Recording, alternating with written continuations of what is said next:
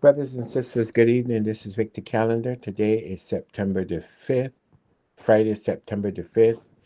The time is now 19:20 or 6:20 p.m. Pacific Standard Time.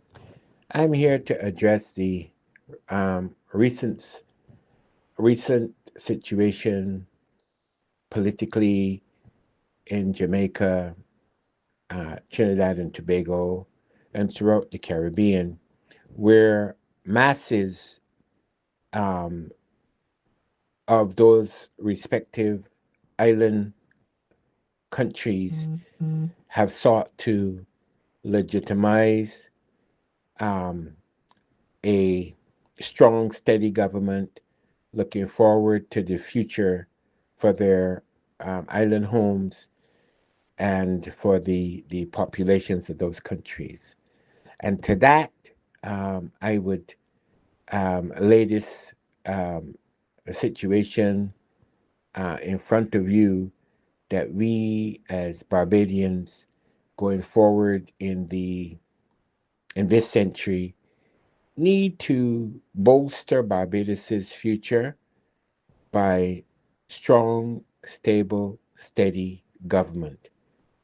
We cannot risk leaving the government of Barbados in the hands of political non-plumes, in the hands of people who are not tested politically, who are incapable of running a country as a whole. What's before us right now are political wannabes, um, aspirants to political power who have not been really truly tested. And at the international level, Barbados is going to be faced, like most developing countries will be faced in this century, with um, paying back loans owed to the IMF, World Bank, and other financial institutions, lowering unemployment, lowering crime, providing for education, planning for pandemics that will arise in this 21st century, looking at climate conditions, maintaining a good international relationship with other countries, and looking at technology as we interface with artificial intelligence and other modes of information technology um, for the people of Barbados. We cannot trust placing the country of Barbados in the hands of those who are not tried and tested. Look, when you look at Brother Ralph Torn, not suited to be Prime Minister of Barbados, not right now, not within the next 5 to 10 years, not even remotely close. With some seasoning, maybe, who knows? For him to be able to sit in Parliament, in the opposition, and to work across the aisle with the ruling Barbados Labour Party government to develop good legislative policies would perhaps lend some seasonality to his political experience. But for now, we cannot go from unproven politicians uh, to placing people in positions of power that would not be able to solve the crises that exist within Barbados's borders, but more importantly, the externalities that would come from giving power to these unproven, untested political wannabes, especially on an international stage.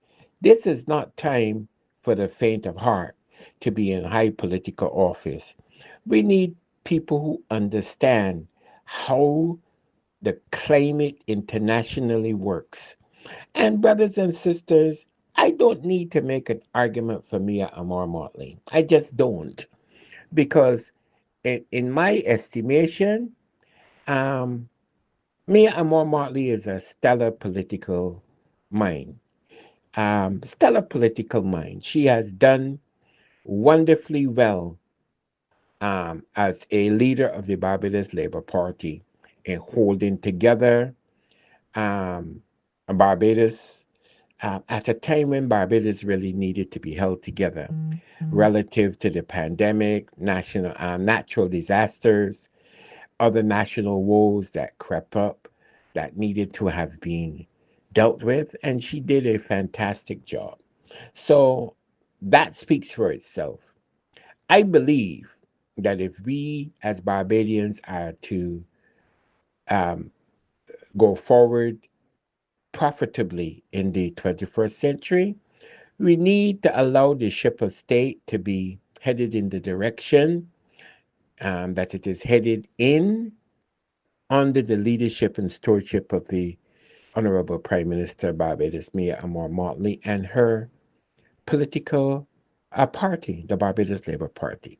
Having said that, are there things that the Barbados Labour Party could do better? Yes.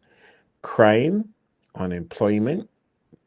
Um, there are issues out there that the Prime Minister knows that she must clean up, that she must um, work on for the benefit of the people of Barbados.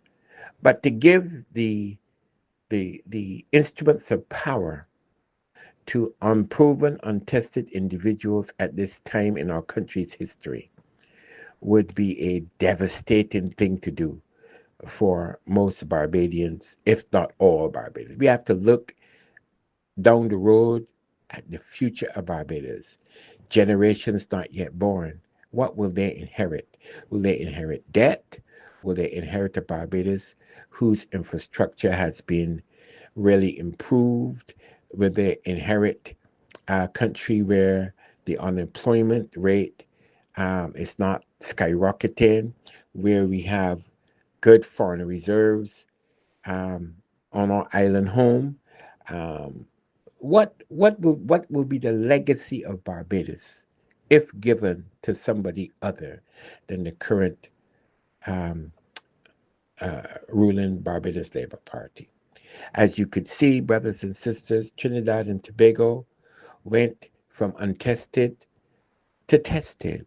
Jamaica went from untested and remained with a politician whose political acumen proved that he was deserving of being reelected. I come to you to ask you not to look at Barbados presbyopically, but to look at Barbados through clear lenses. Do not be fooled by the jaundiced lenses, the jaundiced eyes of an unproven Democratic Labour Party and all of the other fringe elements out there making noises. It's just um, verbal acoustics uttered by those people who would criticize for the sake of criticism.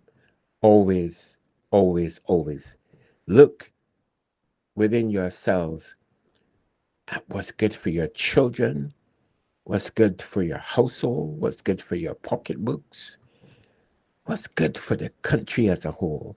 We cannot oftentimes be individualistic when it comes primarily down to what's in our best national interests.